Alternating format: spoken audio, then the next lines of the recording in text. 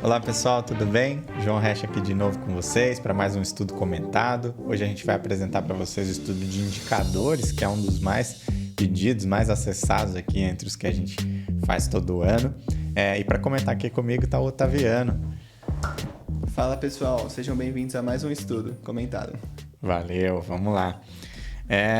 Estudo de indicadores, como todo, você pode customizar, tá? Esse a gente vai trazer aqui os dados do mercado nacional, mercado geral, mas caso você tenha interesse em fazer um desse customizado para um segmento específico, para um grupo específico, a gente também faz, tá? Aí você tem o link aqui para clicar e solicitar uma proposta para o nosso comercial, ou pode entrar em contato com a gente também, tá bom?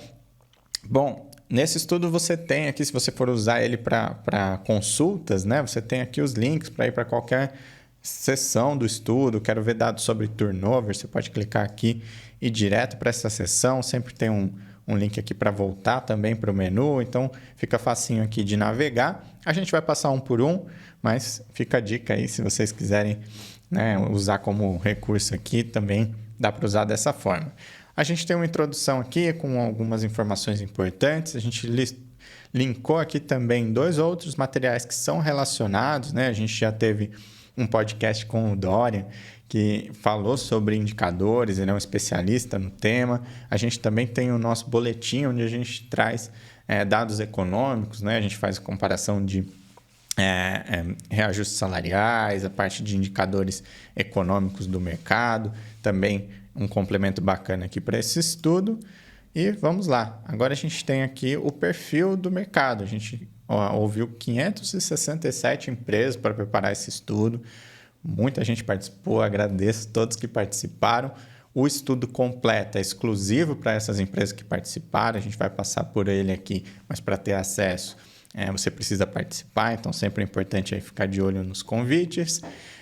A gente tem aqui o perfil das empresas, por região, por segmento. A maior parte aqui são empresas do segmento de bens de consumo, serviços, máquinas, equipamentos e autopeças, mas a gente tem empresas de diversos segmentos aqui, então é um estudo bem completo. Também regiões, né? A maior parte é do Sudeste, mas de todas as regiões a gente teve participantes. Na sequência, a gente já começa aqui com dados desse mercado. Vamos falar de indicadores, de cenário atual. E a primeira pergunta foi sobre o quadro de funcionários. A gente perguntou aqui como ficou o quadro de funcionários agora em 2022, né? Um ano de pandemia, a gente passou por anos aí bem conturbados, né? Mas mesmo assim, a maior parte aqui das empresas, 39%, manteve o quadro estável. E também teve muitas empresas que aumentaram o quadro. Então, mesmo sendo aí um período de crise, a gente vê aqui depois da explicação, né? Muitas empresas tiveram um aumento de demanda. Às vezes, o negócio da empresa foi beneficiado aí pela pandemia, muitas coisas mudaram, né? Então, isso acabou beneficiando aí alguns segmentos, pessoal do álcool em gel que eu diga, né? E aí, também, uma boa parte das empresas aqui aumentando o tamanho do quadro. São relativamente poucas as empresas aqui que participaram que tiveram redução de quadro, né? Tá vendo? Verdade. Menos de 15% das empresas tiveram redução e quando as reduções mais relevantes ainda foram baixas, né? De 10% ou até 20%. Perfeito. Os grupos maiores aqui ficaram com uma proporção bem pequena. Além do quadro de funcionários, a gente perguntou também sobre o volume de negócios. E aí, no caso, a maior parte aqui teve um aumento de demanda, de faturamento. Uma boa parte também não teve nenhum impacto com a pandemia. E, infelizmente, né, também uma proporção bastante significativa, 19% aqui das empresas tiveram uma queda de até 25%. Né? Então, a gente já vê aqui que a pandemia afetou os negócios de maneiras muito distintas, né? Alguns muito impactados, outros beneficiados. Então, embaralhou bem aí o jogo, né? Mas é legal ver que, apesar da pandemia, as empresas souberam lidar, né, com toda essa situação. Perfeito. Com certeza. A gente sai disso tudo mais fortes, né? Verdade. Indicadores. Bom, uma das perguntas mais importantes que a gente faz aqui é sobre quais indicadores as empresas estão acompanhando. Sempre em primeiro lugar, turnover. Aqui, 86% das empresas medem turnover, ou acompanha esse indicador de turnover. Na sequência, a gente tem o absenteísmo, 72% das empresas acompanhando esse indicador. Tirando esses dois, na minha opinião, os demais números são relativamente baixos. A gente vê aqui que muitas empresas não estão, né, acompanhando aí de perto muitos indicadores, que demonstra que, assim, que tem oportunidade ainda para melhorar a gestão, para melhorar aí a forma de acompanhar os dados e os negócios da empresa, especialmente no RH, né, indicadores de RH. A partir daqui a gente já tem porcentagens, né, de 58, 56 e caindo. O terceiro indicador é a relação de horas extras e horas trabalhadas. Depois vem horas de treinamento, clima organizacional, que é bem baixo, só 56% das empresas medindo o clima, que é um dos principais indicadores. Muito relevante, né? Precisava ser maior. E também, dependendo do segmento da empresa, alguns indicadores acabam tendo uma maior relevância. Por exemplo, uma empresa administrativa, talvez os custos com EPI não seja tão relevante você ter a noção desses indicadores, mas para uma indústria é totalmente relevante. Então, sempre levar para o contexto da sua empresa, né? Para a estratégia da sua empresa. Perfeito. A gente traz aqui indicadores que as empresas estão acompanhando, não necessariamente todos eles fazem sentido para todas as empresas, mas são ideias aqui, né? É importante pelo menos considerar se faz sentido acompanhar esses indicadores e começar a criar um sistema para acompanhar tudo isso, né? Vamos lá, a gente vai falar de cada um deles, tá? Aqui a gente trouxe a proporção de empresas que mede, mas na sequência a gente vai aprofundar nesses temas, então não vamos comentar agora. Vamos lá para turnover. Embora seja um indicador mais comum, a gente recebe muita dúvida sobre esse tema, né? Sobre turnover, é bem complexo, né? Não que o cálculo seja difícil, mas tem muitas variáveis aqui envolvidas. Esse indicador ele mede a taxa de rotatividade pessoal. A princípio, isso gera muita dúvida. A gente, conversando assim, com alguns clientes, a gente percebe que nem sempre está claro esse conceito do que é rotatividade, né? Às vezes as empresas medem de maneiras diferentes, assim, e acabam medindo outra coisa, né? Ou chamando de turnover uma outra medida, né? Por exemplo, aqui, se a gente estiver medindo só o número de pessoas que saíram, né? A gente vê que algumas empresas usam o número de desligados em relação à proporção do quadro e tal, só que não necessariamente isso é turnover, né? Porque se eu não estiver repondo essa posição, pode ser uma redução de quadro que não entra como turnover, né? Então, o turnover deveria ser realmente saída com uma entrada subsequente, né? Então, eu perdi uma pessoa ou fiz um desligamento e estou trazendo alguém para repor essa vaga. Então, não mexi no headcount, não mexi no quadro, eu estou trocando pessoas. Essa é a ideia do turnover. Dá para a gente fazer medidas complementares aqui, como turnover voluntário e involuntário, complementar essas análises, medir o turnover por área, por cargo, para tentar identificar alguns padrões. Às vezes a gente, investigando isso, consegue identificar onde está o problema, né? Uma área que está tendo muito turnover, às vezes a média da empresa é 2%, mas na área X é 4%. Tem empresas que têm muitas unidades também, às vezes fazer o turnover por unidade, né? Para entender o porquê que em alguma tal unidade o turnover é tão mais alto. Acho legal também. Perfeito.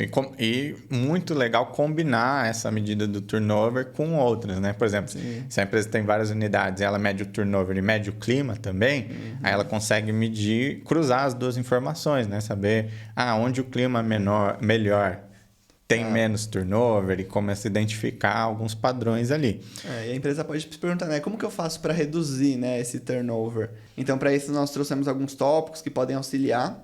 O primeiro deles é a entrevista de desligamento, que assim a gente consegue identificar as principais causas da saída desse funcionário. O segundo tópico é pesquisa de clima, mas não só identificar, né, quais são os problemas, mas também criar um plano de ação sobre essa pesquisa de clima. Depois que você analisa os pontos fracos, você pode tomar algumas ações em cima. E plano de cargos e salários também, né, fazer um alinhamento com o mercado. Capacitação da liderança para ter uma melhor comunicação com os colaboradores. E as melhorias nos processos de recrutamento e seleção. Já identificar, né? Procurar colaboradores que têm aderência com a cultura da empresa. Isso ajuda muito também, né? A gente trouxe aqui também os índices mesmo, né? A gente perguntou para as empresas tanto valores reais de turnover, essa é a média mensal, tá? A gente trouxe os valores aqui em média mensal. Isso tem por segmento tanto o target quanto o real. E aí vocês podem aqui no gráfico fazer uma busca, organizar do maior para o menor. A gente vê que o segmento com maior turnover foi o varejo, entre os que participaram aqui, e o menor é o de eletricidade, petróleo e gás. Esses índices eles estão abaixo da média nacional, a gente acompanha também lá naquele boletim que tem o link ali no começo do estudo, a gente fez essa análise com os dados oficiais do Ministério da Economia e a média geral do Brasil fica um pouco acima dessa que a gente apurou com os nossos clientes, né? Que mostra aqui que o turnover de quem trabalha com a carreira, faz pesquisa de mercado, está um pouco mais controlado do que a média nacional. Bom, dando sequência aqui, a gente vai falar um pouco mais de entrevista de desligamento, que é uma das formas de melhorar, né, essa questão do turnover. A gente vê que uma boa parte das empresas realiza, né, entrevista de desligamento, 81%.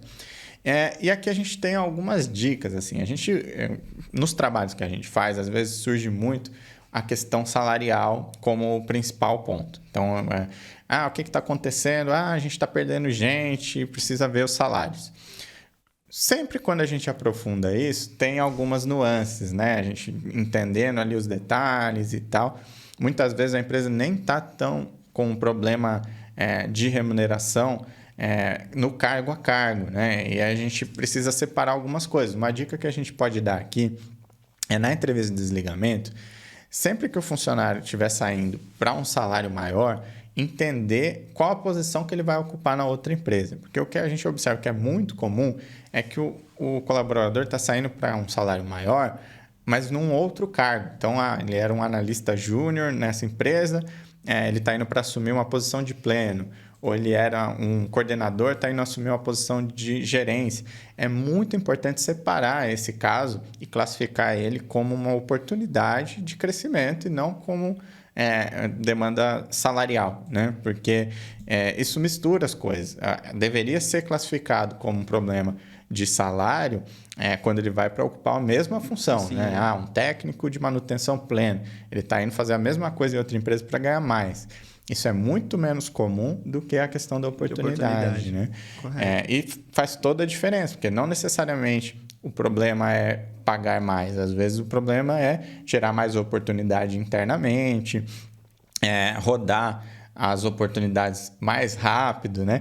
A gente vê também, relacionando com o tema de turnover, uma combinação aqui de problemas. Muitas empresas colocam como target um turnover muito baixo. Então, quando a gente avalia ali o turnover target médio, vocês veem que deu um resultado aqui de 2%. Para algumas das empresas que respondem isso, o turnover target é muito menor que isso. E algumas até responderam que querem ter um turnover zero. A gente não recomenda isso. Por quê? Um turnover zero vai gerar menos oportunidade de crescimento, que é um dos principais itens de saída. É natural, então, né? Às vezes a pessoa não se identificar com o clima da empresa, ela sair, ou ela não... quando ela entra no cargo, ela não está apta, e então é natural ter pelo menos uma porcentagem, né, de turnover. É normal, esses 2%, ou um pouco menos que isso, é natural e saudável. O turnover muito baixo, ele gera alguns problemas. Primeiro, né, de questão de oportunidade, mas também de salários. Né? Como a gente vai ver, os salários não costumam crescer na mesma proporção dos acordos coletivos, e quando o colaborador não muda de cargo, ele vai ficando com um salário muito inflacionado em relação ao mercado daquela posição. Né? Então, tem uma série de problemas aí relacionados a um turnover muito baixo. Lógico que a gente também não quer que todo mundo saia, né? Mas tem que achar um equilíbrio aí entre essas duas coisas. Bom, aqui a gente trouxe também motivos relacionados à permanência dos colaboradores, aí, relacionados à entrevista de desligamento, né? Quais que são, Otaviano? E os principais motivos foram relacionamento com o gestor ou equipe, a falta de oportunidade de crescimento, a remuneração desalinhada com o mercado, o ambiente de trabalho e o pacote de benefícios pouco atrativo. Perfeito. E aí já fica a dica, né? Para caso a sua empresa não realize... Aí a gente consegue ver, né, a importância da entrevista de desligamento E a gente viu que aqui uma porcentagem de 18,18% não realizam, né? Então já fica a dica. Você, não sei nem por onde começar, não sei quais perguntas fazer. Essas perguntas aqui que a gente já viu como são as são os principais motivos, já são perguntas relevantes que você pode aplicar. E... Entender, né? O que levou o colaborador a sair, o que chamou a atenção dele na outra empresa, se é um cargo maior ou um salário maior, né? Um pacote de benefícios diferente. E como aparece aqui, às vezes também não tem nada a ver com salários ou benefícios, mas com o ambiente, com os gestores, né? E aproveitar que esse momento... Isso, perfeito. E aproveitar também que esse momento o funcionário ele tá com menos filtros, né? Que às vezes o funcionário, quando você faz a pesquisa de clima, ele fica, mesmo que seja anônimo, né? Ele fica receoso de falar sobre a liderança, ainda mais se é uma equipe pequena. Então, às vezes fica um pouco mais difícil de você encontrar alguns problemas. E aí, quando ele é numa pesquisa de desligamento, fica muito mais fácil, né? Você consegue... O funcionário ele não tem muito a perder, então ele vai ser mais sincero. Perfeito. São informações muito importantes para conseguir melhorar o clima, né? Identificar os problemas. Acho que é realmente muito relevante as entrevistas de desligamento. Sim. Na sequência, a gente vai para o segundo tema mais observado aqui para as empresas, que é o absenteísmo. Esse é um tema que entrou muito em alta agora durante a pandemia, né? Aumentou muito os índices de absenteísmo de alguns segmentos, justamente por conta de faltas, né? A pessoa não se sente bem, não sabe, teste foi bem complicado, né? Então, teve um aumento muito grande, né, nesses índices de absenteísmo em alguns mercados. Aqui a gente traz as médias, né? A média ficou em R$ 2,58 por mês, acima da expectativa das empresas, que em média ali, o target é de 2%. E aí tem uns programas, né, para você diminuir o absenteísmo. E a gente trouxe aqui algumas sugestões, né? Que são programas de qualidade de vida e bem-estar, análise das principais causas, criando ações para reduzi-las. Então, se você faz essa análise, né, do indicador de absenteísmo, tentar entender quais são os principais motivos, a capacitação da liderança, né, visando uma melhor comunicação interna. Também, às vezes, a pessoa sofre acidente de trabalho, aí se você faz um trabalho, né, para reduzir esses acidentes. Perfeito. Assistência aos colaboradores em questões pessoais, jurídicas e financeiras, porque às vezes a pessoa não pode ir trabalhar porque ela precisa resolver. Precisa ir no banco, resolver. E a gente já fez até alguns podcasts sobre esse tema, né? As empresas conseguem ajudar muito, né, a resolver esse tipo de problema, tanto que pode ser por falta de conhecimento, falta de assessoria, e a empresa ajudando melhora não só a questão do absenteísmo, mas também o relacionamento com a pessoa e tipo, a produtividade da pessoa, né, que está com um problema jurídico ou financeiro fica totalmente comprometido. Né? Não, perfeito. E também algumas ações como vincular o recebimento do PLR e a alimentação ao absenteísmo.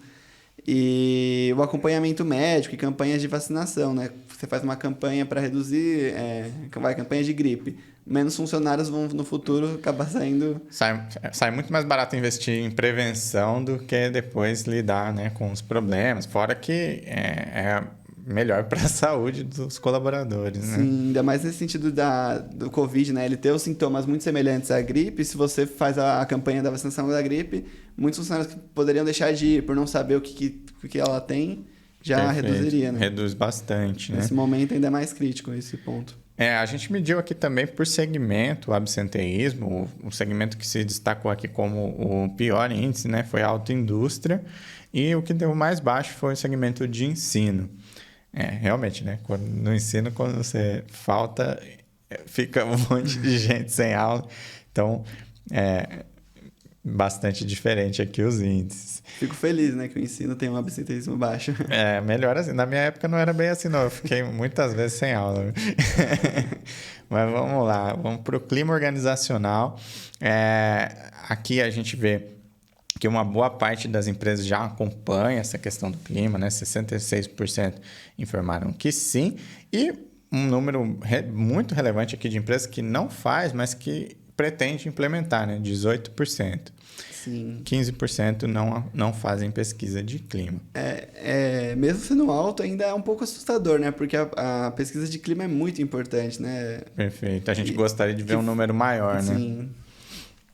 Aqui a gente consegue pegar muitos insights antes dos problemas a virarem um turnover, né? Você consegue identificar aqui, mapear problemas, já começar a agir neles, né? E agir de forma preventiva, assim como a gente falou, né? Para a saúde, na questão do clima também dá para melhorar muita coisa. Para a saúde organizacional, né? Agora. A saúde organizacional. Ainda sobre clima, a gente perguntou sobre os tipos de pesquisa, como que é feito, se é um aplicativo, se é uma das pesquisas, né, gerais, aí, o Great Place to Work, etc. Aqui a gente identificou bastante variação e a gente tem, em primeiro lugar, aqui as pesquisas do GPTW, outras pesquisas terceirizadas na sequência, e aí depois formulários online ou formulários em Excel e tal. Um ponto, né, de ser feito por Excel, Word, que às vezes a pessoa pode ficar um pouco insegura, né? De saber, esse arquivo aqui alguém vai visualizar, e quando é feito por alguma terceirizada, você sabe que tem a questão do anonimato, tem todas as regras, então...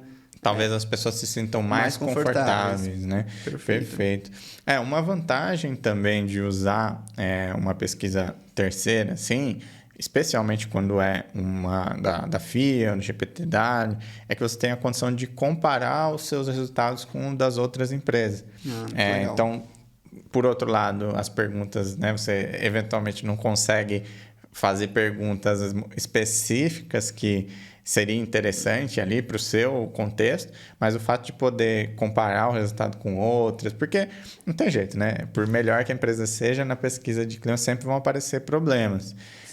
Agora, comparar esses índices com os das outras pode ser um mecanismo muito interessante para ter um benchmarking mais completo, né?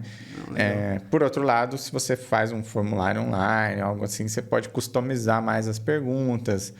E aí, então, talvez uma combinação, né? A gente vê que algumas empresas fazem os dois modelos. Talvez seja um caminho bem bacana aí para ter as duas situações. Legal. E aí a gente ficou satisfeito, ficamos igual os colaboradores, né? Ficamos satisfeitos com os resultados ali abaixo, que a gente viu que deram bons resultados, né? Os colaboradores estão satisfeitos ou muito satisfeitos. Tá bem baixo, né? Os índices de indiferentes, satisfeitos, muito satisfeitos. Mas não é porque tá baixo que a gente vai ignorar, né? Às vezes é interessante porque analisar esses pontos, porque às vezes esses insatisfeitos que vão virar o turnover que a empresa estava querendo reduzir no começo aqui, né? Perfeito. Dessa insatisfação que surgem as reclamações trabalhistas, as saídas. Então, identificar o que está acontecendo, por que existem esses insatisfeitos, pode ser o ouro ali do negócio, né? Não focar só no que é bom. E também, quando a empresa tem uma força, né? Algo que está bom, que os colaboradores valorizam, é legal trabalhar na comunicação, reforçar aquilo, melhorar ainda mais para usar como um diferencial estratégico, né? Sim. Então, não sempre dá para melhorar, né? Não é pensar assim, tá bom, então não vamos fazer nada, porque aí esses índices vão começar a diminuir. Né? Aos poucos vai piorando, né? E o mercado vai se movimentando, né? As outras empresas também vão tentando melhorar, então se a gente ficar parado, a gente acaba piorando aí os índices. Não, perfeito. Na sequência, a gente acompanhou aqui a questão do custo dos benefícios. Aqui a representatividade, né, que é o mais importante. Qual a proporção do orçamento de folha que é ali gasto com benefícios? Isso é bem relevante, porque quando a gente investe em um benefício, né, a empresa consegue, investindo menos, entregar mais valor para o colaborador do que quando ela faz isso com salário. Em geral, né? A gente tem várias coisas para observar, mas o que acontece é que o salário tem mais encargos no benefício, além da questão dos encargos, a empresa consegue negociar, de acordo com o número de colaboradores, valores mais interessantes do que o colaborador conseguiria negociando individualmente. Então, de repente, contratar por exemplo, uma academia, um benefício de academia, quando você vai negociar 100 vidas, sai muito mais barato do que o colaborador ir lá e contratar para ele. Sim, é legal analisar o contexto dos seus funcionários também, né? Às vezes algum benefício que em certa empresa funcione, talvez em outra não. Que nem o João falou agora da academia, um exemplo muito legal. Se você analisa que muitos funcionários da sua empresa realizam, né, atividades físicas, e aí você pode talvez pensar num convênio de academias. Então é muito interessante você tentar adaptar a estratégia da sua empresa e desdobrar isso nos benefícios também, né? Na remuneração Identificar geral. o perfil de cada colaborador ou dos seus colaboradores, né? Sim. O próximo estudo que a gente vai vir aqui para comentar é o estudo de benefícios flexíveis, né? Acho que tem tudo a ver com isso para identificar, porque justamente, né? Não é porque você está investindo em benefícios que isso vai ser percebido pelo colaborador, né? Às vezes, alguns benefícios têm até uma adesão muito baixa ou uma percepção ruim, né, que pode ser percebido também na pesquisa de clima, né? Então, tem que ficar de olho em tudo isso, tem que acompanhar e medir tudo isso e, quem sabe, fazer um plano de benefícios flexíveis. A gente vai falar mais sobre esse tema na sequência. Legal. E quanto mais a gente avança, né, nos indicadores, a gente vê como eles são interligados, né? Porque um indicador auxilia para entender o outro. Perfeito. Principalmente pesquisa de clima e turnover, absenteísmo, tudo isso está diretamente relacionado, né? Entrevista de desligamento. Por aí que a gente vê, pelo menos esses, seria interessante acompanhar, né? Acho que na maioria das empresas, esses 4 primeiros fazem muito sentido, né? Total. Bom, vamos lá. Depois a gente vai falar aqui de reclamações trabalhistas, algo que as empresas acompanham muito. O Brasil é campeão, né, de reclamações trabalhistas, então é uma coisa que é bem relevante, né, no nosso contexto. O índice médio aqui do número de reclamações ficou em 2,22%, um índice bem significativo, e a gente tem muita variação conforme o segmento. Como sempre, no nosso estudo você pode consultar aqui o seu segmento, e a gente teve índices muito altos, por exemplo, aqui no mercado de nutrição animal, empresas de logística, químicos e papel e celulose. Então, depois você pode procurar aqui o seu segmento para ver como que você se compara, mas o número é bem significativo. Isso pode causar um impacto financeiro, né, na empresa, dependendo da situação, da gravidade do... Às vezes é um estrago. Às vezes é um estrago grande. Bom, agora a gente vai para indicadores de recrutamento. A gente perguntou para as empresas aqui sobre preenchimento de vagas, né? Qual o tempo médio para preencher uma vaga. A maioria das empresas está tendo dificuldade para preencher vagas. A gente vê aqui 43%, o índice maior, né? São de 20 dias ou mais. Então, as empresas estão tendo, embora o Brasil tenha um desemprego alto ali, né? A gente vê que as coisas não se conversam, né? Os cargos que as empresas estão precisando geralmente são cargos que exigem qualificações muito específicas e as pessoas que estão desempregadas nem sempre têm essas qualificações, então não tem sido fácil repor as vagas, né? Isso, e se você analisa que a sua empresa está com um tempo médio de preenchimento muito alto, às vezes é legal pensar em alguma maneira de reduzir isso. Por exemplo, você vê que está muito alto, você pode analisar se as exigências que você está pondo para aqueles cargos estão coerentes. Porque um programador, eu quero que ele tenha 10 anos de experiência em tal linguagem de programação. Aí você vai ver a linguagem de programação tem 6 anos. Nem existia. Né? Aí tem que ver se está condizente. Eu quero um assistente já formado com 5 anos de experiência.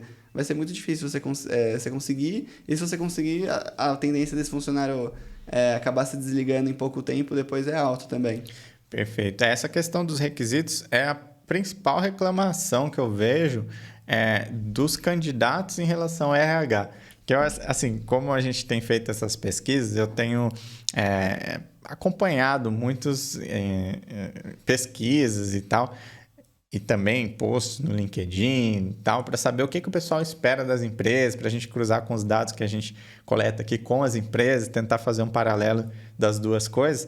E eu vejo muita reclamação nesse sentido. Sim. Tem até alguns perfis de vagas absurdas e tal. E isso realmente é muito relevante. E assim, conversando com as empresas, o que eu percebo é que às vezes falta conhecimento daquela área em específico.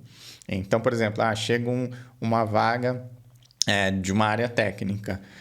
Às vezes o RH não consegue discutir com a área aqueles requisitos porque falta um conhecimento específico. E aí a gente vê a criação cada vez mais de business partners, de pessoas do RH que estão com um conhecimento específico de uma área, né? Ou do industrial, do comercial, do TI, para conseguir analisar junto com a área técnica se aqueles requisitos fazem sentido, se o que está acontecendo ali, por que está tendo turnover, por exemplo, dificuldade de recrutar, isso, né? Até recrutadores específicos de tech, né? Sim, Também. hoje a gente tá vendo isso. E também uma transparência maior, né? Às vezes a empresa põe a empresa anônima, salário anônimo, região anônima, vai ser home office, vai ser anônimo, e põe 15 etapas. A pessoa tá na terceira, ela fala, não sei nem quanto que eu vou ganhar, para onde eu vou trabalhar, e desiste. Desiste do processo. Às vezes, se você quer um anonimato na primeira fase, você pode fazer, assim, a partir de um certo ponto, você começar a passar as informações, porque senão a pessoa vai desistir, né? Não tem estímulo dela continuar algo que ela não sabe o que vai ser. O mundo mudou muito, né? A gente vê que as empresas ainda se colocam no papel de eu estou recrutando, então eu estou olhando de cima para baixo, né? E o mercado não está mais assim, né?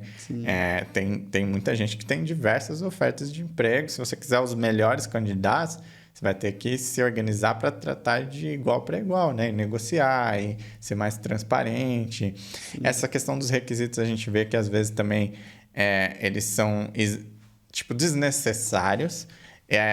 Contando uma situação pessoal aqui, por exemplo, eu já deixei de participar de processos que pediam um requisito de uma coisa que eu não conhecia, um sistema informatizado, por exemplo, e depois, quando eu tive contato com aquele sistema, poxa, era muito simples. Era algo que não precisava ser um requisito de vaga. Assim, era uma coisa que se você sabe ler, você tem alguém ali para te tirar alguma dúvida no primeiro dia, em 2 dias você sabe usar. Sim. Ou então coisas que podem ter um paralelo, né? Por exemplo, eu uso muito Excel. Aí eu coloco na empresa X, não usa Excel, usa o planilhas do Google lá. Se o requisito for, precisa saber usar planilhas do Google. Cara, alguém que manja de Excel se adapta aquilo muito rápido. Em dias, né? Sim. Então, não precisa ser um requisito tão específico, né? Se a pessoa sabe mexer com planilhas, ela sabe mexer com planilhas, né? Independente do tipo de planilha, né? Perfeito. Bom, depois a gente, ainda dentro de recrutamento, a gente falou também do índice de recrutamento interno. Isso é muito importante. A gente vê ali nos principais causas de desligamento a questão de oportunidade de crescimento. Então, as pessoas esperam muito essa questão de ver as oportunidades de crescimento interno, né? Ela quer crescer dentro da empresa. Caso isso não aconteça, ela vai buscar uma oportunidade de fora. E a gente, em alguns casos, identifica que isso acontece na mesma empresa, né? A empresa está tendo reclamação com relação à oportunidade, mas quando tem oportunidade, ela busca fora. Então, a gente vê que falta preparar as pessoas para elas poderem assumir as vagas acima, porque se a empresa está fazendo isso é porque não tem ninguém pronto, né? Sim. Então, a gente poderia pensar num plano de sucessão, se organizar melhor para poder fazer esse aproveitamento interno. Ser mais transparente, né? Demonstrar para os funcionários o que precisa para essa vaga. Às vezes a pessoa não sabe. E aí, sabe de inglês, a pessoa não se sabe, prepara porque fala. E também a gente viu que está muito baixo, né? A maioria, muito não é apurado, né? Mas dos que são, a maior proporção aqui, só 20%, até abaixo 20%, de 20%. Né? E isso é um índice que é muito legal você ter alto para você demonstrar para os seus funcionários. Porque aí você estimula eles a ficar. Porque eles falam, aqui essa empresa, ela... gera muitas oportunidades, sim, então né? Quando tem uma oportunidade, aproveita as pessoas que já estão aqui, né? Sim, porque senão acaba desmotivando, né? O funcionário fala assim, eu tô aqui há 5 anos no mesmo cargo e contrata alguém de outra empresa que tem, às vezes, menos experiência que eu. A pessoa que começa a ficar com aquela frustração. E isso também a gente percebe que, muitas vezes, o candidato que vem de fora, ele consegue se vender melhor. E aí ele chega com um status ou um cargo, um salário mais alto. Só que no dia a dia na empresa nem sempre ele consegue demonstrar aquela competência que ele vendeu no recrutamento. Isso gera muita insatisfação nos outros colaboradores, né? Porque ele fala, poxa, o cara chegou ganhando mais e eu não entrega igual. Eu vou ter que ensinar ele porque ele não entrega. Sim. Então, aproveitar internamente, fazer né? De repente, priorizar a contratação de estagiários, de assistentes ou profissionais de nível júnior e depois ir aproveitando internamente é o melhor caminho, né? E sai mais barato também. Sim. Ainda sobre recrutamento, a gente mediu aqui, perguntou, né, para as empresas sobre o índice de aprovação pós-experiência. Isso também demonstra a qualidade do recrutamento, né? Quando a gente encontra um colaborador, mas ele não é aprovado na experiência, é um problema de recrutamento também, né? Não deixa de ser. Muitas empresas não apuram, mas as que apuram aqui estão bem, né? A maior parte aí com bons índices. Sim, é que a experiência ela é curta, né? Mas isso dá um bom patamar para o pessoal do recrutamento e seleção mesmo.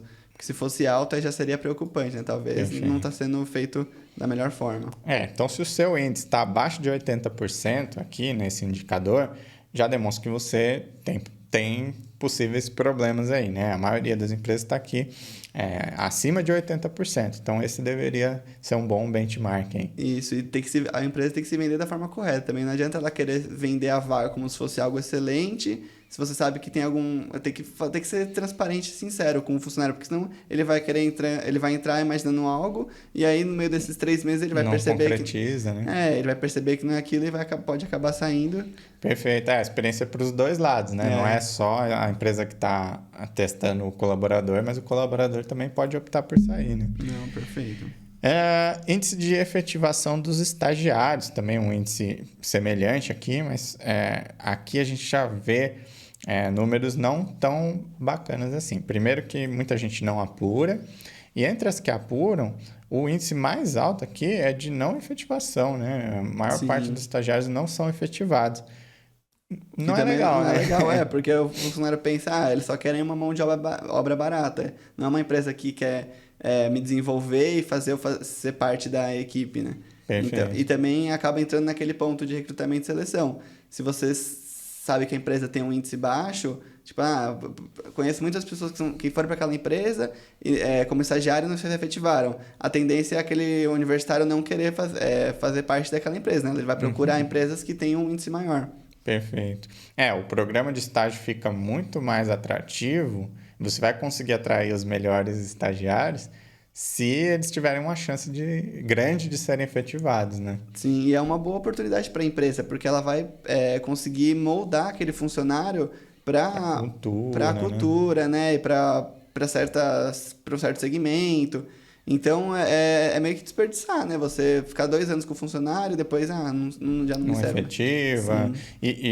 Poxa, o colaborador já aprendeu alguns processos, já se desenvolveu ali, então seria, né, bem bacana conseguir aproveitar isso. Lógico que nem sempre foi bem também, tem os dois lados. Tem os dois lados, né? Claro. Mas, sendo um caso desse tipo, deveria ser aproveitado.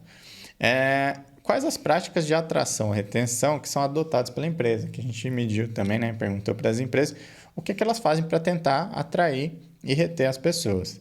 Os principais aqui foram perspectiva de desenvolvimento de carreira, que entra exatamente no que a gente falou, né? De demonstrar as oportunidades, mostrar a trilha de carreira. A gente vê que muitas empresas não têm ou não divulgam a trilha, né? Com os requisitos. Eu quero ser gerente. O que eu preciso para ser gerente aqui nessa empresa? Em quanto tempo eu posso vislumbrar essa oportunidade? É muito legal quando a empresa consegue demonstrar isso. Essas são as oportunidades na área que você está.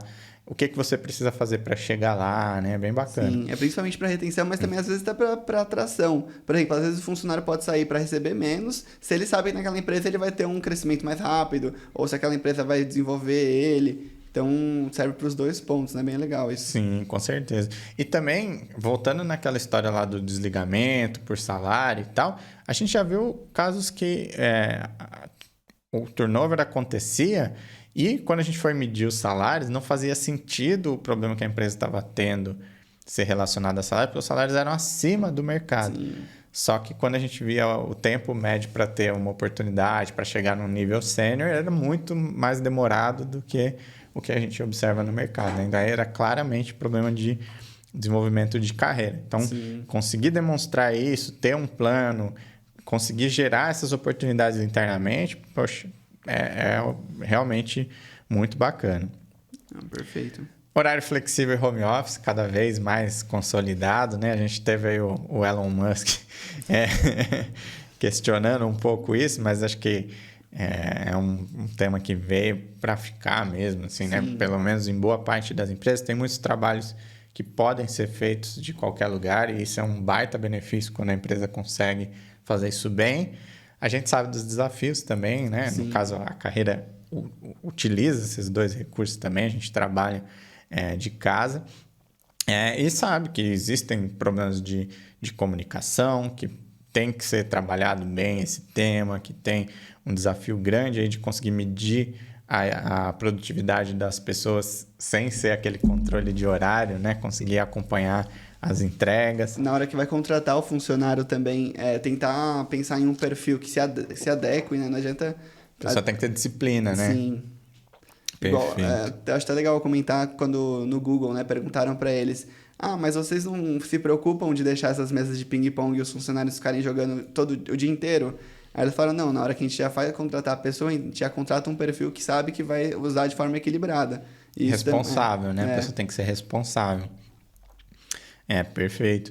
Programas de PLR bônus agressivo. Essa é uma saída bastante inteligente também, porque a empresa consegue entregar mais para o colaborador, comprometendo menos a folha, né? Tanto no sentido de encargos, mas também por ser uma remuneração variável, quando num ano ruim dá para diminuir, ao contrário de salário, né? Sim. Então é bem interessante. Acaba tendo menos demissão, né? Num ano ruim você não vai ter o PLR, mas pelo menos a folha sem demitir, né? Sim.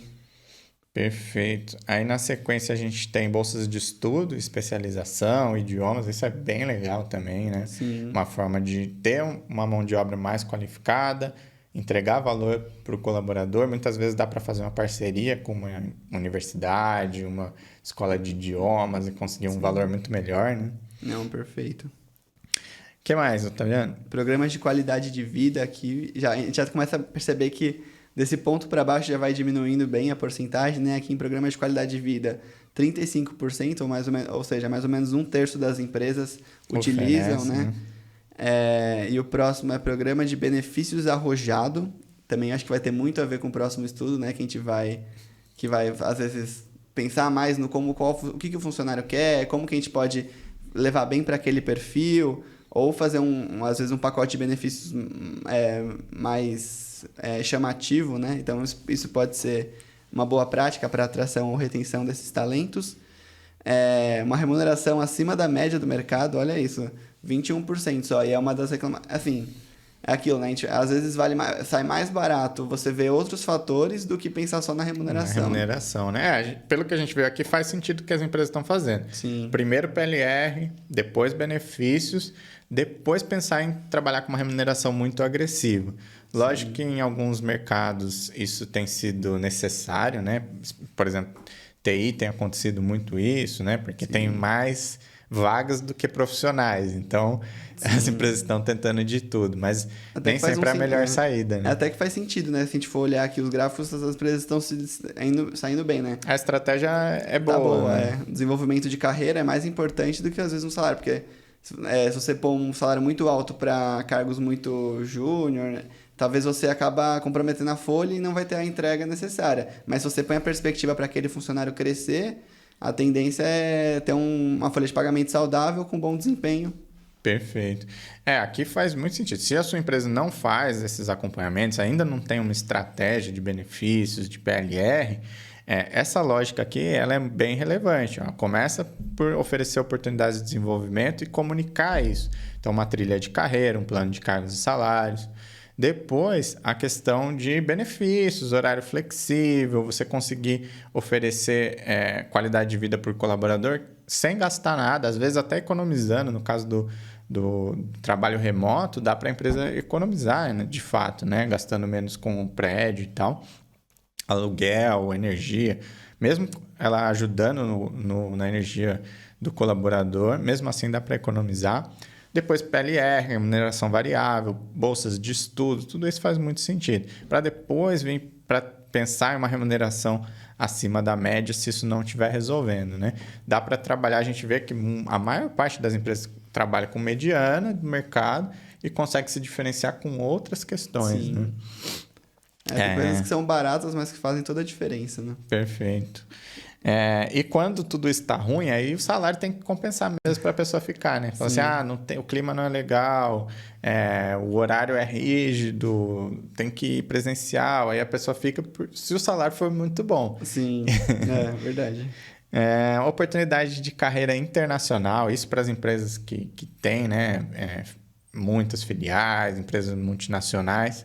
É realmente algo que chama muita atenção. Já vi uma pesquisa que 1/3 dos jovens brasileiros querem ir embora do Brasil e boa parte deles pensa em fazer isso de forma definitiva, né? Não lembro exatamente a proporção, mas considerando esse contexto, oferecer uma oportunidade internacional é super relevante. Sim, por isso que o RH precisa estar atento, né, a esses dados, trabalhar com essa informação, né? O RH tem que ser de uma forma ligada a dados. Por muito tempo, eu acho que o RH foi... humanos são subjetivos, né? Então, mas quando a gente pega comportamentos gerais, dá para utilizar dados para ter um RH mais estratégico, que auxilia, né, nas decisões estratégicas da empresa. Perfeito. Muito boa essa colocação. Lógico que a gente tem que ter o lado humano, né? Tem que olhar para o indivíduo, mas dá para fazer muita análise, né? E melhorar muito se a gente olhar para os dados. Pagamentos de bônus de retenção. Aqui já geralmente é quando eu não consegui resolver com as alternativas anteriores ali, né? Já como uma última cartada aí para tentar segurar alguns colaboradores. Geralmente não é para todo mundo também, é para cargos-chave ali que a empresa, né, não pode perder. E pagamentos de bônus de contratação. Aí é o contrário, né? O colaborador, para sair da outra empresa, vai perder ou está pedindo alguma coisa fora do padrão, a empresa tem que complementar ainda com um hiring bônus. E essas porcentagens às vezes são um pouco menores também, porque às vezes são para cargos mais específicos, né? Então é legal também pontuar isso. Mas... Perfeito, não é uma política geral, né? Sim. Horas extras. Aqui é uma questão bem relevante. Tem alguns segmentos aqui que apresentaram um índice de horas extras bastante alto, especialmente aqui serviços financeiros e o ramo farmacêutico. Às vezes isso tem a ver, principalmente aqui no caso de serviços financeiros, com a carga horária que já é reduzida, né? Sim. Então, aí, algumas convenções prevêem 6 horas de trabalho, aí para conseguir ter o colaborador numa carga horária normal, a empresa já tem que pagar hora extra. Mas isso é bem questionável, né? Tem que ficar muito de olho nesse indicador. Eu já trabalhei em empresas onde tinha muita hora extra. Embora financeiramente, às vezes, compense bastante para o colaborador, a qualidade de vida fica muito comprometida, né? No longo prazo, a gente vê que prejudica bastante o clima, né? Quando o colaborador tem que fazer muita hora extra, tá sempre com o serviço atrasado, correndo, né? Sim, o ideal é ter o equilíbrio, né, entre vida pessoal e profissional.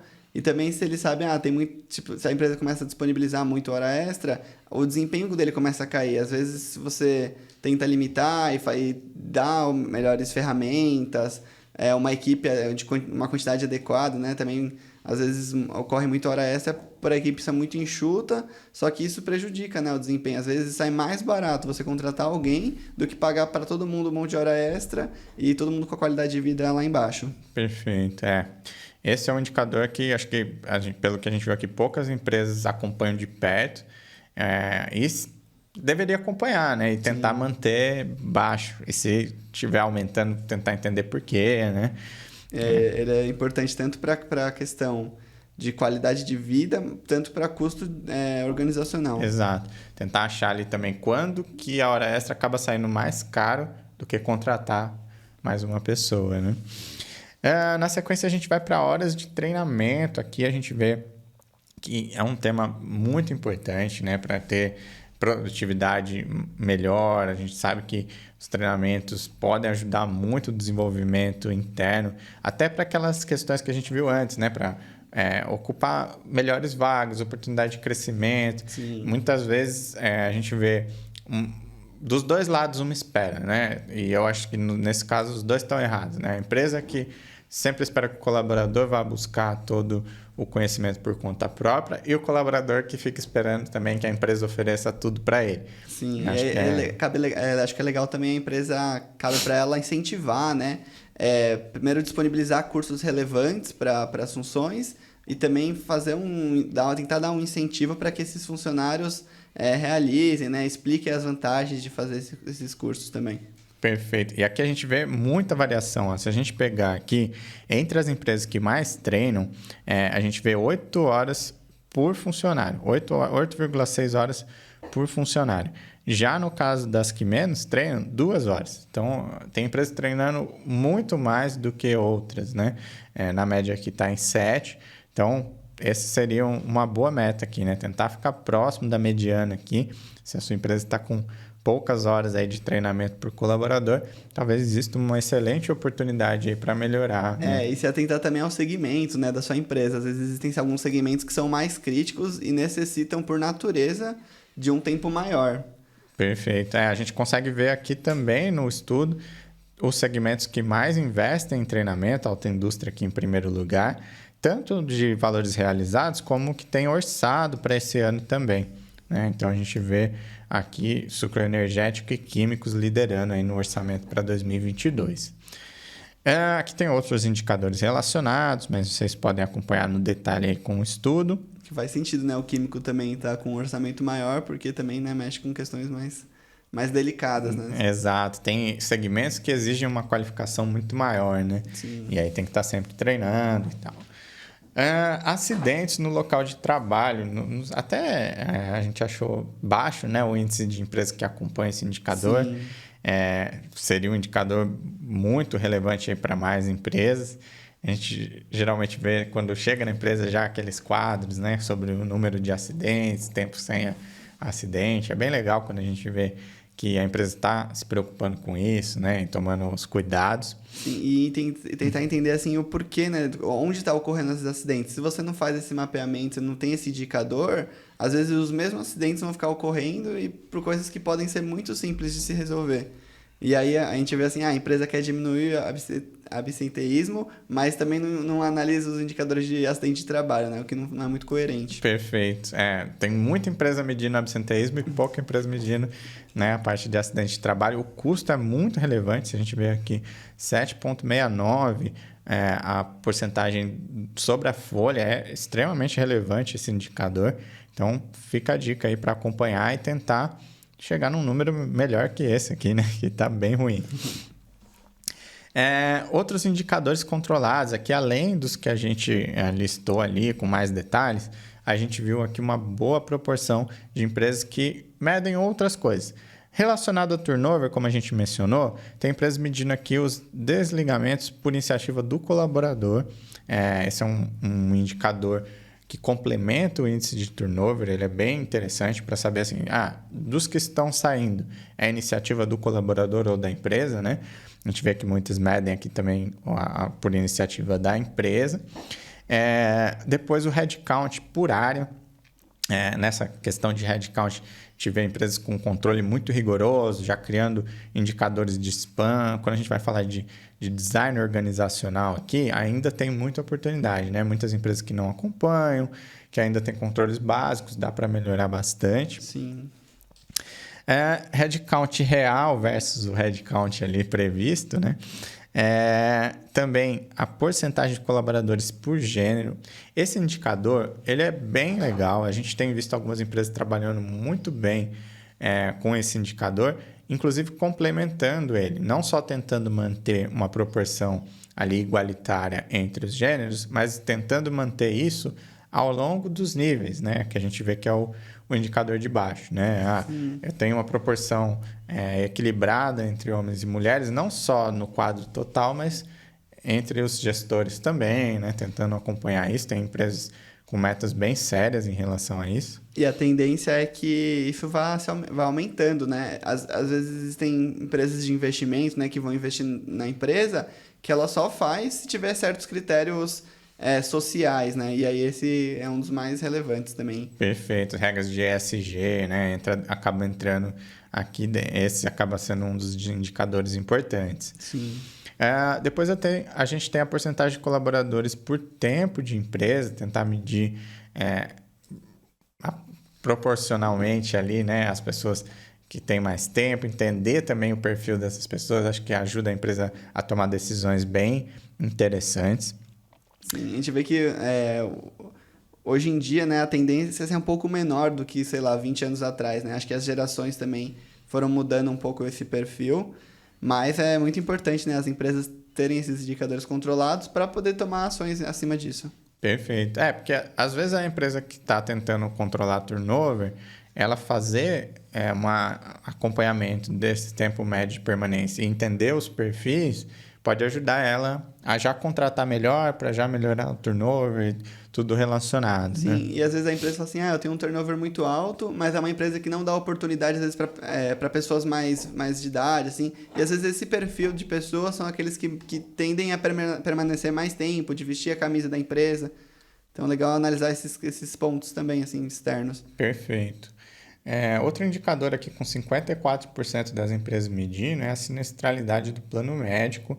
A gente tem visto muitas empresas adotando algumas medidas aí para tentar controlar isso, né? Como a cobrança de coparticipação em exames, consultas, para tentar regular um pouco essa questão. A gente sabe que o custo com saúde tem aumentado muito acima dos outros, mais que folha, mais que inflação. Então, ficar de olho nesse indicador pode ser muito relevante para tentar controlar esses custos com saúde, que estão em muitas empresas gerando um impacto bastante significativo. E ver a aderência também. Às vezes você tem um plano de saúde que as pessoas não aderem tanto, é muito baixo, aí às vezes você põe um valor em cima disso, as pessoas que não iam utilizar aquele benefício tendem a não pegar por pegar, ou você tentar melhorar o plano de saúde também, né? Perfeito. A gente vê muita oportunidade e até empresas atuando nisso agora, né? Empresas especializadas em analisar a sinistralidade do plano médico e propor ali algumas mudanças no plano para tentar melhorar esses custos. Acho que é bem relevante e metade das empresas ainda não está fazendo, né? Então, vale a pena investir nisso. Investimento em projetos sociais. Acho que esse é bem relevante também do ponto de vista de ESG, né, que você trouxe. Anda muito baixo, né? Mas a tendência, eu acredito que nos próximos estudos, quando a gente for ver, esse número já vai estar maior, porque tem algumas empresas que estão fazendo essa correlação, né, para investimentos. Perfeito. Então, vamos esperar os próximos capítulos. E às vezes até, dependendo de como a empresa se organiza para isso, ela consegue até benefícios fiscais relacionados a esses projetos, né? Então, existe sim uma oportunidade aí de causar um impacto positivo na sociedade, melhorar a imagem da empresa e ainda ter uma efetividade aí nos impostos. Sim, é muito legal. Proporção de colaboradores que seguem a empresa em redes sociais. Esse é um indicador novo, eu nunca tinha me deparado com esse indicador, mas é realmente interessante, né? Porque mostra que o colaborador está interessado no que a empresa faz, né? Está acompanhando a empresa, não só Sim, no trabalho, né? Esse indicador é legal, ó, fica a dica para vocês que respondem ao nosso questionário. Foi uma sugestão de uma empresa no último nosso estudo, e aí a gente deixou anotado, falou, no próximo a gente vai colocar. E olha que legal, 10% das empresas tem. Tem um acompanhamento, que bacana. Bom, teve outros indicadores aqui que entram nesse tema, né? A gente vai analisando agora o que veio aqui como outros. No próximo, a gente já cria opções aí para medir esses também, né? Para tentar trazer cada vez mais indicadores aqui para vocês. E se você quer assistir do YouTube, pode deixar sua sugestão, um indicador que a sua empresa tem, ou que você gostaria de saber as porcentagens, que a gente olha com atenção, né? E quem sabe no próximo não vai estar aqui. Perfeito. E aos poucos, esses indicadores novos, a gente vai coletando mais informação sobre eles para poder trazer até cada vez mais detalhes para vocês. Perfeito. Bom, agora além das respostas que a gente teve no estudo, a gente vai trazer informações gerais aqui para complementar esse estudo. Alguns são dados que a gente obteve como indicadores do governo e tal. Aqui também a gente traz a parte de headcount por mão de obra. A gente avaliou aqui a proporção de temporários, estagiários, trainees, terceiros. A maior parte dos colaboradores ainda é CLT, né? A gente tem visto uma mudança grande nesse sentido, cada vez mais PJs, terceiros nas empresas, mas ainda quase 90% são CLT, né? A gente consegue ver isso por segmento, tem alguns segmentos onde isso já é bem diferente. Legal, né? Essa variação que... Por isso que, assim, se você quer um estudo customizado, isso vai fazer toda a diferença, porque a gente traz os dados nacionais, mas dependendo do seu segmento, você pode ter uma análise mais profunda, assim, né? Mais dedicada. Tem segmentos que têm totalmente indicadores totalmente diferentes, né? Sim. Bom, depois a gente vai para a parte de movimentações individuais. A gente mediu aqui os valores em relação à proporção da folha, né? Utilizados para mérito, enquadramentos e promoções. A gente não vai dar os detalhes aqui, porque são muitos dados. Depois você pode, lá no estudo, consultar um por um para promoções, enquadramento, mérito, o que está orçado para 2022 e também as médias do que foi realizado em 2021. Custo com aquisição de EPI. Aqui um indicador muito relevante para a indústria, né? Para medir quanto que está sendo investido aí em proteção, né? E prevenção. Sim, a gente traz o foco para o custo médio para o colaborador, né? Porque o custo total pode variar bastante dependendo do tamanho da sua empresa, então é legal entender aqui, ó, o custo médio por colaborador que a gente analisou é de R$550. E aí ver se a sua empresa está pondo muito abaixo ou muito acima, e aí tentar entender o porquê, né? Nesse caso, acho que o custo acima não necessariamente é um problema, né? Significa nem que a abaixo. empresa está investindo mais do que as outras, né? Em proteção. Sim. E tal. E se está abaixo, às vezes é porque o seu segmento também não tem muito... Tem menos risco, né? Pode ser, então... Então, é uma análise que você ainda tem que fazer além do próprio, tentar entender com a estratégia do segmento, né? Perfeito. Teria que cruzar esse com o índice de acidentes e tal, para ter uma ideia, né? Porque se o índice de acidentes está alto e o custo médio por colaborador de EPI está baixo, aí já está um bom ponto aí que pode reduzir, né, os acidentes. Show. Agora a gente vai para um indicador que ele é bem relevante e muito preocupante. As empresas têm nos procurado bastante para falar desse tema, porque no dia a dia elas já estão percebendo isso, né? A inflação está muito alta. Acho que a inflação é um dos principais temas do RH em 2022. A gente tem essa análise aqui que é de evolução salarial e a gente trouxe, para ficar mais fácil a visualização, um cruzamento aqui dos dados do INPC e das variações salariais. E a gente percebeu, né, que a variação salarial está bem abaixo, né, do INPC, o que é preocupante. A gente vê aqui que quando a inflação está baixa, em alguns anos, a evolução salarial acompanha o INPC. Mas, principalmente agora, né, que a gente está num momento de incerteza, as empresas não estão indo tão bem, teve a pandemia, a inflação muito alta e os salários não estão acompanhando. E estão longe de acompanhar, né? A diferença é muito grande.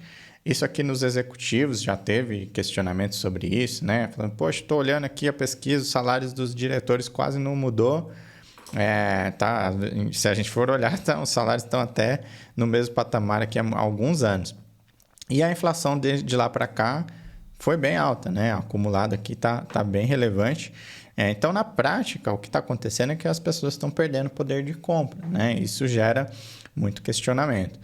É muito difícil a empresa tentar resolver isso ignorando o cenário, porque ela vai acabar se comprometendo, né? Perdendo competitividade. E a gente mediu isso também por níveis. Então, se a gente pegar os analistas aqui, o crescimento salarial já foi maior, mas ainda muito abaixo da inflação do período. Sim, e o alto desemprego ele tem uma alta relação com isso, né? Porque quando você tem uma oferta e demanda, né? Se você tem muita mão de obra, as empresas acabam conseguindo contratar um pouco mais barato. Perfeito. As empresas têm tido muito turnover e o desemprego está alto, né? Então, as pessoas que geralmente que saem são as que estão acima já da faixa e a empresa contrata nas faixas iniciais. Então, essa rotatividade também influencia muito nesses resultados e não é fácil de lidar com isso. Então, por exemplo, tem uma prática que é muito comum, que é das empresas aplicarem um acordo coletivo na tabela, que só de olhar para esse cenário aqui a gente já vê que seria um problema. Porque se eu atualizar minha tabela em 10% e o mercado cresceu 1%, eu já estou inflacionando aqui meus salários em relação ao mercado em 9% num ano só. A empresa perde competitividade, fica com a folha muito acima, muito né? cara, né? E acaba não fazendo isso de uma forma estratégica. Não é que a gente está dizendo aqui para pagar menos, mas a empresa precisa distribuir os recursos de folha da melhor maneira possível. Com certeza fazer isso não é a melhor maneira possível, né? Bom, esse é um tema bastante complexo, daria uma conversa inteira aqui só sobre ele. Quem quiser saber mais também pode ver no boletim, né? Que foi mais detalhado sobre esses pontos. Perfeito. A gente tem um boletim que está listado lá no começo desse material. Tem aqui no YouTube também essa conversa, onde a gente falou muito mais sobre a evolução salarial, as causas, os problemas, como que isso funciona e até algumas sugestões de como proceder num cenário como esse. A gente traz aqui também essa evolução por segmento e região. Vocês podem consultar aqui diversos segmentos, regiões. E aí, em cada segmento e região, você tem, além da média geral, por nível, porque olha a variação. Tem regiões aqui onde os engenheiros tiveram um crescimento salarial e os executivos tiveram queda. Então, bem complexo esse cenário, muito difícil de fazer atualização de tabela considerando tudo isso. Desafio para a gente aí do RH. Bom, depois a gente tem também a análise do rendimento médio. Essa análise aqui é feita com os nossos dados da carreira. E aí, como você fala, está errado, essa pesquisa é impossível, a gente traz dados oficiais aqui do Ministério da Economia também, que demonstram, esses dados demoram um pouco para sair, então a gente não tem a mesma velocidade, o governo demora bastante para divulgar, mas pelos dados que já foram divulgados, a gente vê aqui também uma evolução salarial muito fraca. Em alguns casos com queda significativa. Aqui também vocês podem consultar por setor, por estado, e esses são dados que a gente faz os cálculos junto com a FIPE, a partir dos dados oficiais do governo. Perspectivas para 2022, aqui por outro lado, né, embora o cenário foi muito desafiador, quando a gente olha aqui as perspectivas, na opinião das empresas que responderam... Estão bem otimistas, né? O pessoal está bem otimista, né? Ficou feliz com isso. Com certeza. Algumas empresas aqui prevêem um cenário pior, mas a grande maioria é melhor ou similar ao ano anterior, né? E o orçamento do RH também aumentou, né? A maior parte das empresas estão mantendo o orçamento, mas logo na sequência aqui, algumas empresas aumentando o orçamento, só uma proporção bem menor aqui que diminuiu. Sim, é um ótimo sinal também. Na sequência, a gente vai para indicadores de desemprego. Aqui a gente trouxe o desemprego por estado, desemprego médio no Brasil. Ele é bem alto, a gente sempre fala disso, está em 11%, caiu um pouquinho do que estava no passado. Só que olha como ele varia. Tem estados com o dobro do desemprego de outros, né? Na região sul, por exemplo, a média é 6,7%, que é quase o que a gente considera como pleno emprego. E no Nordeste, mais de 14% de desemprego. Então, assim, varia muito conforme a região, o impacto. A evolução salarial também está bem complexa. Então, o que a gente recomenda é que vocês peguem o estudo completo mesmo, olhem ali para o seu segmento, sua região. Às vezes até dá um desafio, porque a região está num cenário, o segmento em outro. Então, Sim. Não está fácil de lidar com tudo isso. Mas a gente espera que esse estudo possa ajudar muito vocês aí a fazerem essas análises. E lembrando também que esse estudo foi realizado em 2022, né? Então, os dados estão conforme esse ano. Se você estiver vendo esse estudo em 2030, os dados estão desatualizados, mas até lá a gente vai ter feito muitos outros estudos para você analisar. Perfeito. Esses dados aqui têm um prazo de validade, né? Mas a gente está sempre acompanhando e trazendo informações mais recentes para vocês. Nível de confiança, que a gente avaliou também, né? O nível de confiança dos setores, os setores mais confiantes, menos confiantes. Obras e infraestrutura aqui está entre os menos confiantes. Móveis, produtos têxteis, máquinas e aparelhos e materiais eletrônicos, produtos de higiene, perfumaria e higiene pessoal. E entre os mais confiantes aqui, a indústria, né? Produtos diversos, calçados, produtos farmacoquímicos, confecção de artigos para vestuário e produtos de madeira. Essa parte dos menos confiantes, eu acho que pode ter uma relação também com a auto exportação, né, de produtos. Por exemplo, máquinas e aparelhos elétricos, produtos têxteis, às vezes tá tendo uma alta concorrência com importadores, né? Importadores, Perfeito. Varia muito mesmo, como a gente viu lá no começo do estudo, né? Algumas empresas tiveram um impacto muito positivo com o cenário que a gente está vivendo, outras muito negativo, o câmbio também está maluco, que prejudica Sim. alguns negócios, né? Então, bem importante você acompanhar todos esses indicadores sabendo da realidade da sua empresa, do seu negócio. Não adianta também, assim, a perspectiva do segmento é muito desafiadora e a empresa querendo inventar um monte de coisa, né? Só Sim. porque, tem outras empresas fazendo. A gente precisa saber, ser estratégico também, né? Entender de negócio. Acho que antes da gente ser estratégico nos indicadores de RH, a gente precisa entender dos indicadores do negócio. Né, pra O gente RH é um conseguir... desdobramento, né, da estratégia da empresa. É a parte de um todo, né? Então a gente precisa olhar para os indicadores da empresa para poder planejar as metas dos indicadores do RH, né? Perfeito. Negociações coletivas. Aqui as negociações têm fechado num patamar bem alto, né? Acompanhando a inflação. A gente tem um estudo aqui bem detalhado. Se vocês quiserem, podem consultar aqui desde 2018 as médias. A gente aconselha também acompanhar a fonte, os relatórios originais que saem todo mês. A FIP, nossa parceira, que através do projeto Salariômetro, divulga um boletim mensal de acordos coletivos. Esse é um estudo que a gente trouxe aqui anual, né? Então, com dados mais gerais, mas o material que eles produzem todo mês ajuda muito a ter uma ideia do que está acontecendo, que está entrando nas negociações. Super recomendo que vocês acompanhem esse projeto.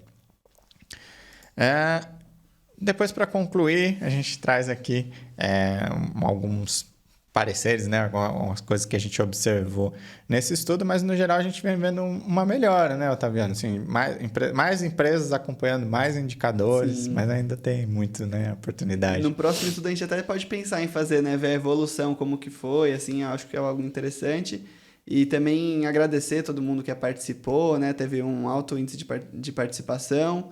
E a gente ficou feliz, assim, que a gente viu que as empresas estão cada vez mais os RHs estão mais estratégicos, né? Indo atrás de entender essas conclusões. A gente espera que a gente possa ter ajudado bastante. É isso, valeu. Valeu, João. Valeu a todo mundo que assistiu. Obrigadão. Obrigado, pessoal. Como a gente disse no começo, se você quiser, a gente pode customizar um estudo como esse. A gente já fez vários para grupos, para empresas de segmentos específicos. A gente espera que esse material possa ajudar. Se você quiser ter acesso ao estudo completo, você precisa participar deles. Então, fica de olho nos convites, participa dos nossos estudos para você ter acesso a esse material, poder interagir, consultar lá todos os níveis, todos os cenários, para ter mais dados aí para trabalhar e se comparar com o mercado. Muito obrigado, até o próximo estudo. Um abraço.